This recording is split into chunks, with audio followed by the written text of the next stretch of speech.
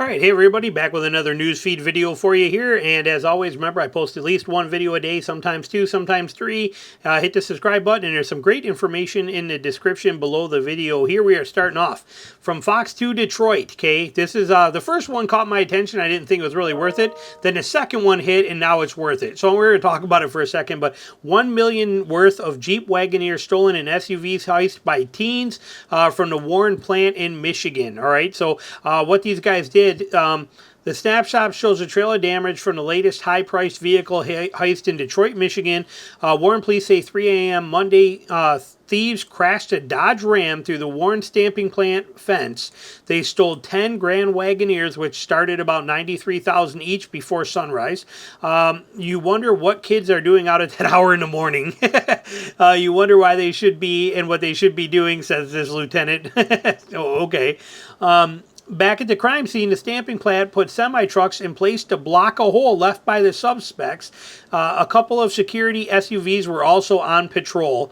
The detective said that theft of Wagoneers is rare compared to some other vehicles. Shortly after the crime, officers recovered 2 vehicles.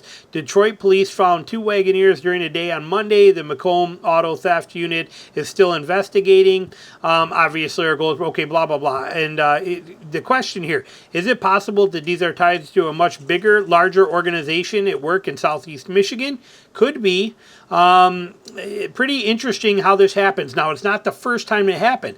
This just happened, as you see, it was on July 22nd, so, you know, a little over a week ago. A couple days before that, on the 17th, 4 suspects caught stealing basically 10, they stole 10 Ford Raptors from Ford from the Woodhaven lot. Okay, 10 Ford Raptor pickup trucks were stolen after being assembled at the Woodhaven, Michigan lot Wednesday morning. Trucks worth about $100,000 each were waiting at a stored facility at the time of the death, or the time of the theft. It looks like they drove through a cyclone fence to get access to the Veerland Road, and once they got on Veerland Road, they made their way to the freeway, and they got out anyway. That's how they got to the trucks. How did these people get the keys? Fox asked. Okay, how do they get the keys? Believe it or not, the keys are left in the vehicle. Okay, there you go. But anyway, police are still investigating how they got into the storage lot. They caught a couple of them. Anyway, pretty interesting. The article's here if you want to read it. But so basically in a 1-week period, they stole 10 Grand Wagoneers, and they stole 10 Ford Raptors.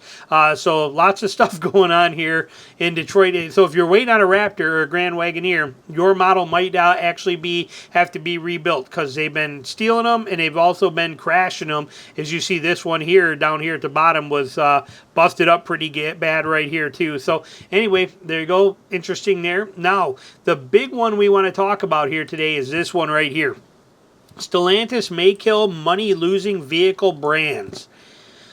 Oh, this is a plain basic, this is what this is what you call passing a buck. That's what this is, okay? This is passing a buck and pointing a finger at somebody else when everything falls back on your shoulders, okay? Stellantis CEO Carlos Tavares has never been one to shy away from candid and sometimes uncomfortable statements about the company's marketing position, okay?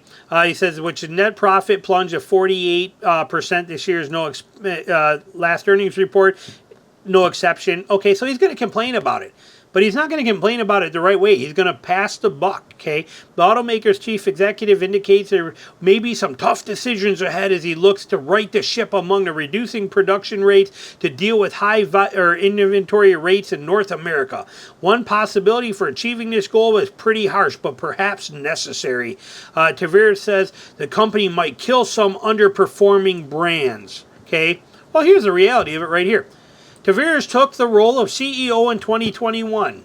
Go back and look at Ram before 2021. What was it? Amazing, doing very well, carrying its weight, affordable prices, top-notch trucks, amazing interiors, good reliability, doing everything well. He comes in and takes over, and what is it now? Overpriced. The sticker prices have gone up something like 40-something%. They're ridiculous amounts. They keep pumping out so many of them that the lots are backed up with every kind of one you can imagine. Things that benefit us as buyers, but for him, it's a downside. For the company, it's a downside. To us, it's tremendous value.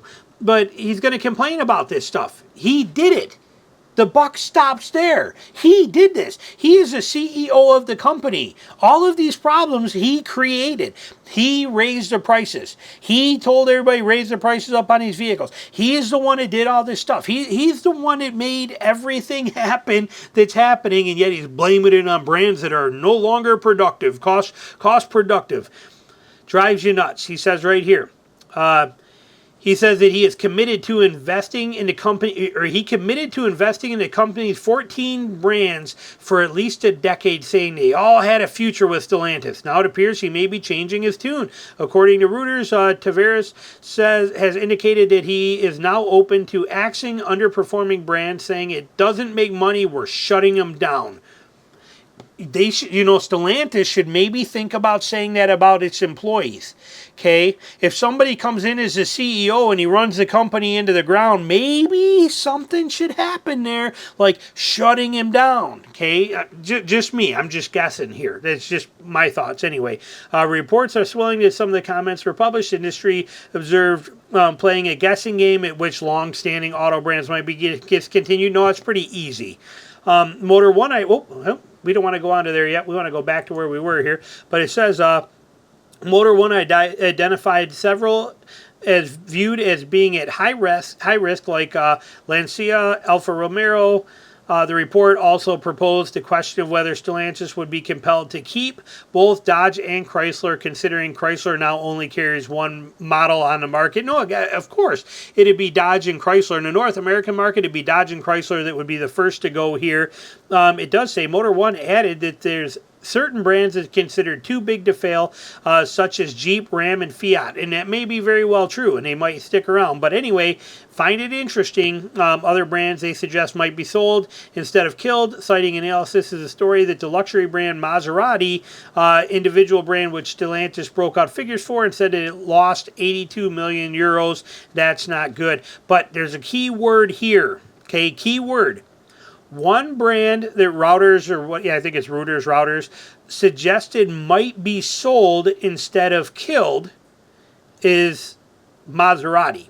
Maserati might be sold, okay? That means that Stellantis is willing to sell some brands. I sure wish that Stellantis would sell Ram and Jeep. I wish somebody in the United States would step up and buy Ram and Jeep, an independent company, not Ford, not Chevy, not somebody from a different country again, not any of that kind of stuff. I wish an independent company that wants to get into automotive would buy Jeep and Ram and take it to the next level. That's what I hope would happen. Kind of like Ineos did, okay? How they started up their own and did that. Like Tesla did, how they started their own and did that kind of thing. I would love to see Jeep and Ram start new as an American company and do their thing here. Will it ever happen? I highly doubt it. But I'd love to see it happen. And it does kind of give me maybe just this little like 0.25% of hope, because it does say that they would be interested in being sold instead of killed off by selling Maserati. They might sell one, so hopefully someday they'll consider selling these two, because obviously they're having a problem, which the problem 100% stems right back here. You have been a CEO since 2021. Since 2021, the company has been driven in the ground, and you are the one driving the boat. It is your problem. So let me know what you think. Put your comments down below. Thanks for watching as always.